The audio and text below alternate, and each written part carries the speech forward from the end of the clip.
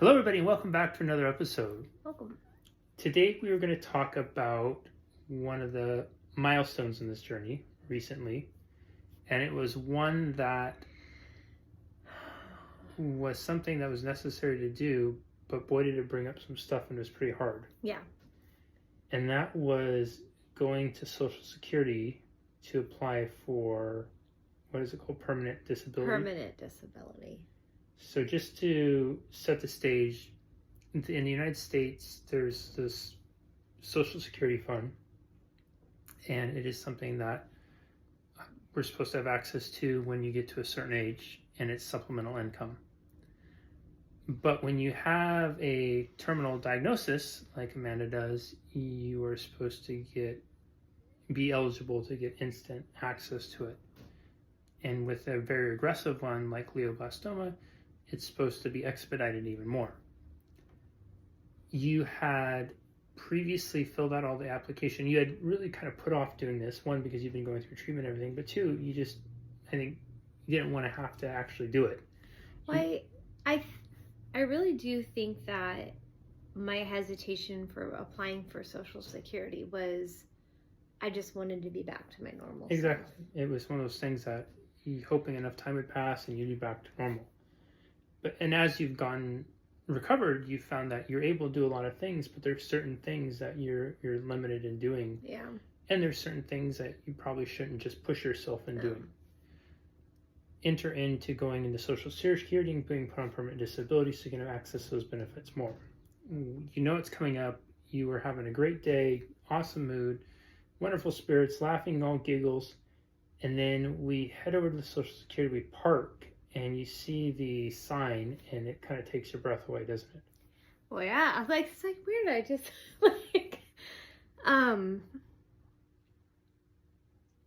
yeah. It's still. I guess it's still good. I definitely did not think that this was coming. It's just surreal to be 43 and one of the lines that I had to review about Social Security is this person expected to live? And I had to say no, because people with glioblastoma are not expected to live. And so I feel like once I saw that line, that kind of got me months ago.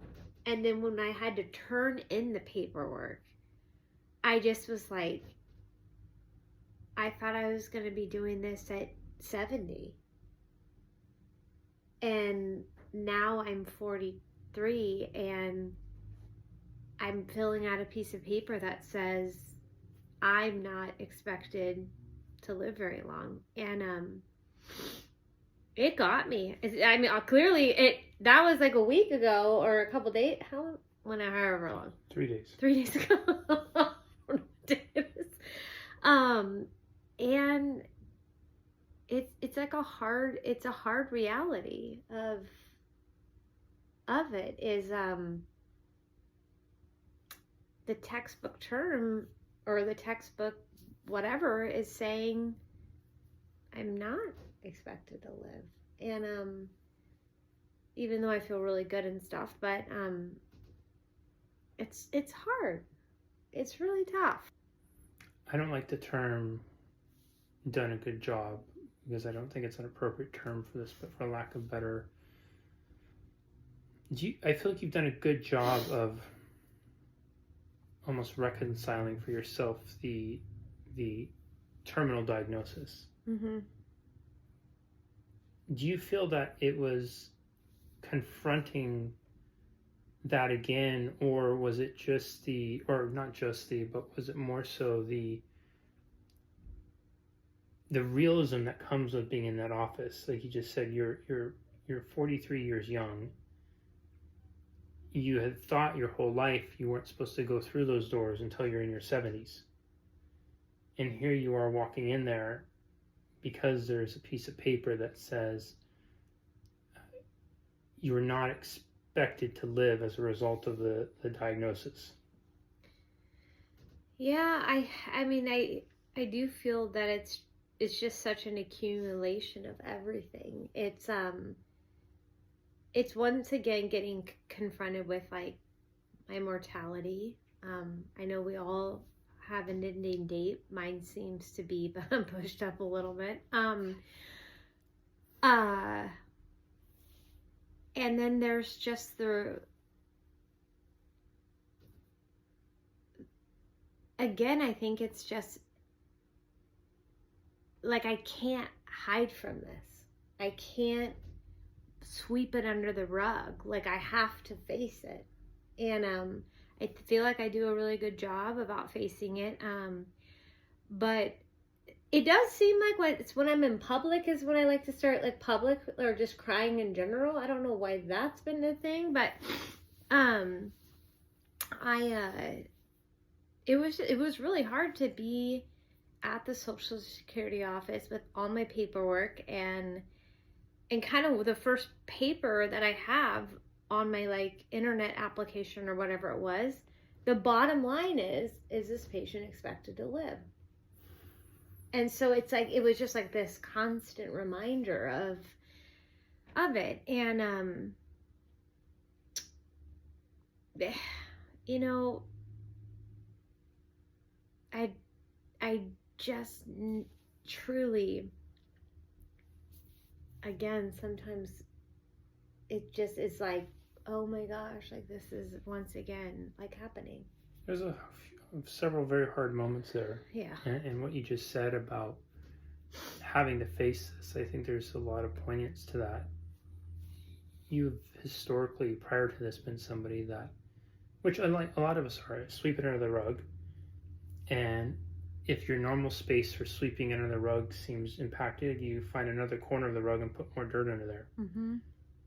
And that's how a lot of us deal with life, is rather than confronting things, we put it under a rug, and it's only until there's no more room underneath it that we can't hide all the dirt anymore, that we might try to do it. But usually, even then, we just try to get a bigger rug, Yeah. right? Rather than dealing with stuff, we'll just get a bigger rug and keep accumulating stuff.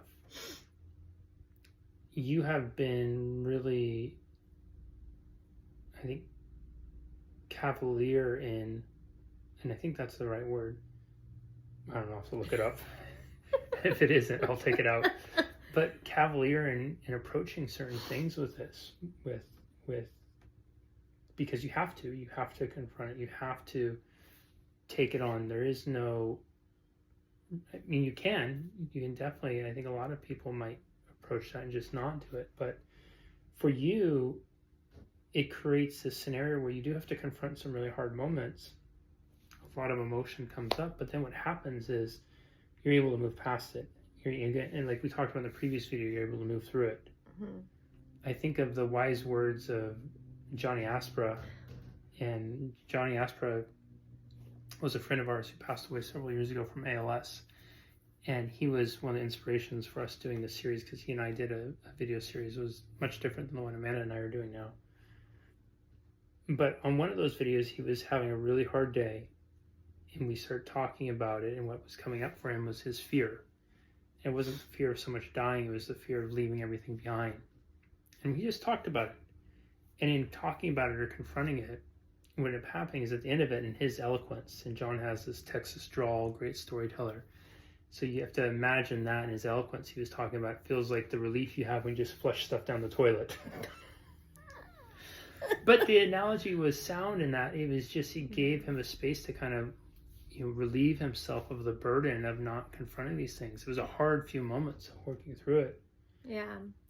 And I think too, things, if I'm being honest, this has obviously been such a tough process, but back in the day before cancer, I would eat my feelings. I would drink my feelings.